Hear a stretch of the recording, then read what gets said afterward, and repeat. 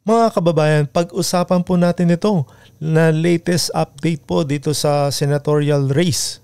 Opo, ito yung top 12 natin mga kababayan as of May 13, 1:04 AM po na madaling araw mga kababayan. Higit na 26.5 million na ang boto ni Senador Bongo mga kababayan dito sa partial and unofficial result mula sa COMELEC po. At higit 1.7 million naman ang nakuwang boto ng Akbayan Party List. Akbayan Party List, paano ho nangyari din to? Top 1 ho mga kababayan.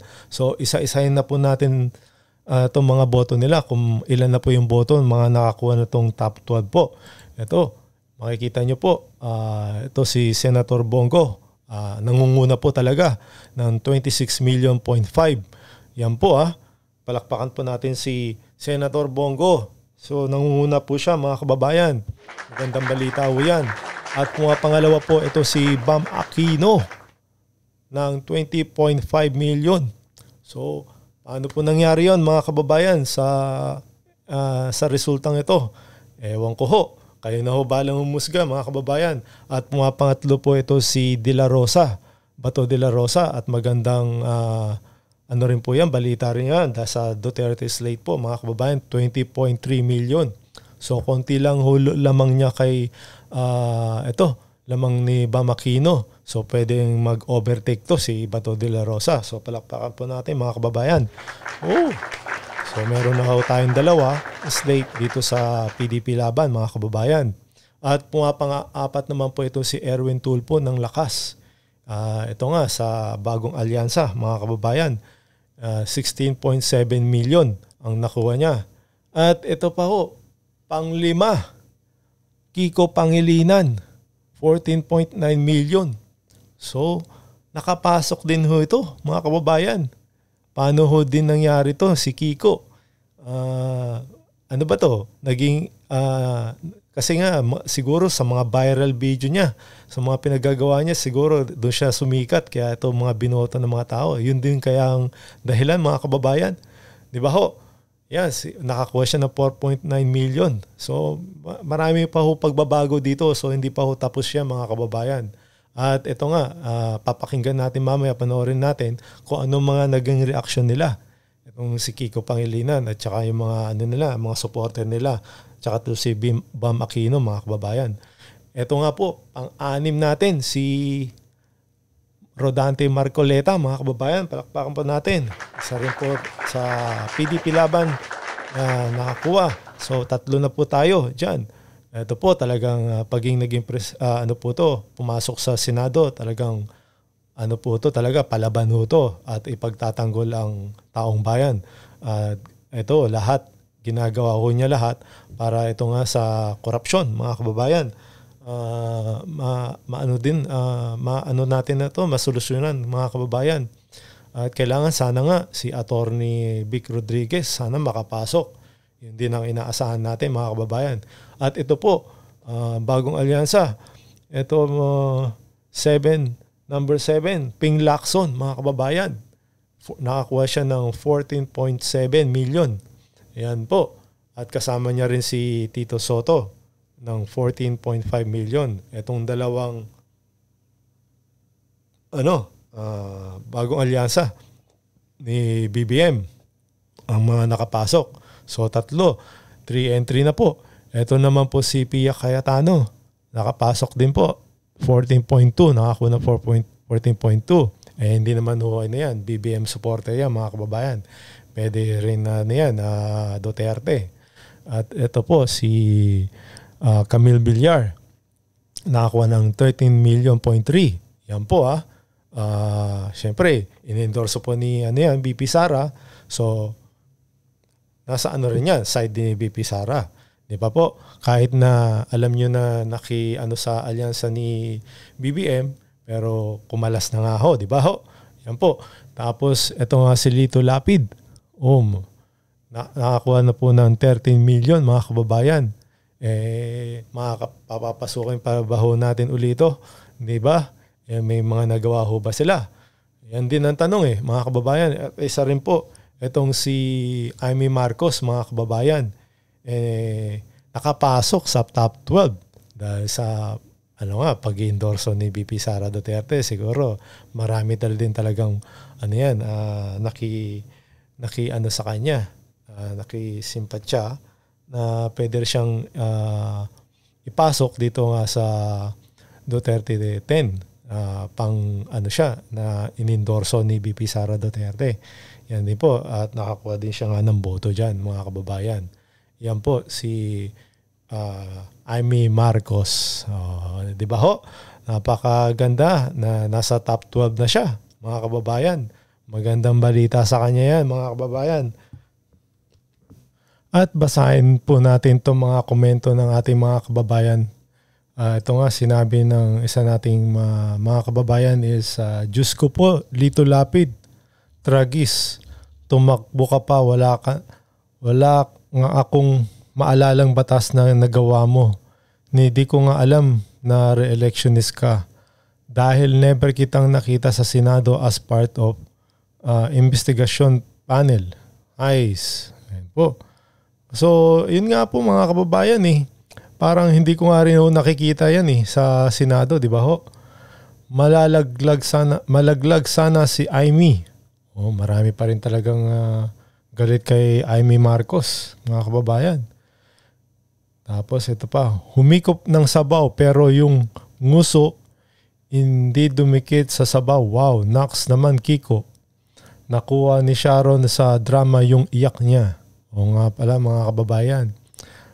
Yun nga, di ba? Kung nakita nyo si Ma'am Shawi na bakit ayaw nyo daw si Kiko, mga kababayan, nakuha yata sa iyak to. Tapos, ito nga.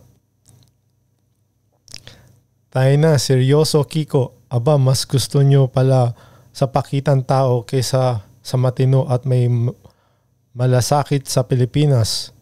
Bobo na talaga ang mga botante ngayon. Mas gusto nila yung pakitang tao at plastic. Totoo nga naman mga kababayan. Dapat naman pala pasikatan lang pa yata itong labanan Di ba ho mga kababayan? Siyempre, siguro naman di pa ho final ito. Makikita pa natin yung mga resulta mga kababayan. So, eto nga. Ito pa yung itong party list nga po. Nangunguna ang akbayan. Tapos, sumunod nga, Duterte Youth. Okay po yan. Tingog. Naku po. 1.7 million. Mukhang mananalo yata to Ano hong magic na ginawa ho dito? Di ba ho mga kababayan? Bakit ho itong akbayan at tingog ay nangunguna? Bakit ho? Kaya siguro alam nyo na mga kababayan, may magic ho talaga mga kababayan. So ito, panoorin ho natin itong mga reaksyon ng mga itong si Bam Aquino mga kababayan. Makikita nyo dito na ito nga, yung nila.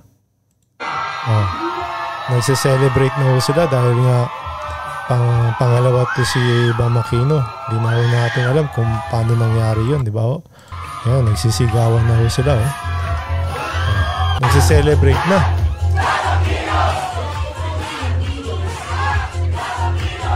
Bam Aquino daw mga kababayan. So naniniwala ho ba kayo dito? Nagse-celebrate na ho sila mga kababayan dahil nakapasok nga si Bam Aquino. At siya rin ho, mukhang gulat na gulat Diba ho? Yan. So, maaga pa ho para mag-celebrate mga kababayan. Hindi pa na ho natin alam yan kung anong kahihinat na yan. Kasi nasa pa lang ho tayo mababa pa lang Nandito pa lang ho tayo, ilang milyon pa lang ho ang binibilang, 26 million. So, merong pa ho yan, final push po yan. Hindi pa ho sila sigurado dyan. Ewan ko na kung talagang mananalo sila.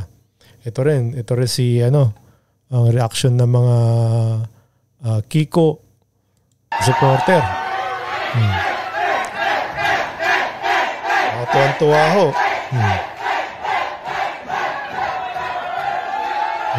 Ito po yung kampo ni Kiko Pangilinan, mga kababayan.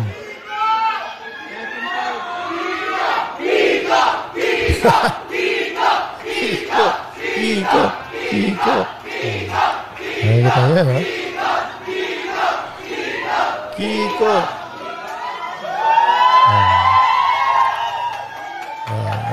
Ito naman ho, panoorin natin yung naging reaksyon. Sabi daw niya parang fake news, pero ang nangyari, totoo talaga nangyari. Yung siya, pang 5, mga kababayan. Ito. A thread, no? Telegram thread. At doon ko nakita yung unang feed, no? na nasa top 5 na nga no? So akala ko fake news. Sa dami kasi ng fake news na tinatanggap ko araw-araw ng kampanya. Sabi ko, totoo ba to? Baka disinformation to, but totoo pala, no? After all, ako ata ang summa cum laude ng disinformation itong kampanyang ito, kaya talagang nakita natin apektado tayo doon sa mga survey. So nung lumabas, I initially thought well, I couldn't believe it, di ba? Hindi ako makapaniwala. And kinonfirm nga, no? Nung nakita natin after a few minutes, dinouble check, triple check, and ano pala, legitimate pala yung social media card na nagsasabing number 5. Tuwan-tuwa ho si Kiko niyan, mga kababayan, ha? So, yan po ang naging, pati ho siya, nagulat, mga kababayan. Mantakin nyo yun. Naging pang 5 ka. Paano ho nangyari yun, mga kababayan? Di ba ho, nakakagulat nga rin ho. So, akala niya fake news talaga, pero totoo daw. Ewan ho natin, di ho natin alam kung ano ang talagang pinaka-pinali. Kung mananalo nga talaga siya, mga kababayan. So, ano po masasabi nyo dito sa ating latest news update dito sa senatorial race? Sino kaya ang papasok dito sa Magic 12?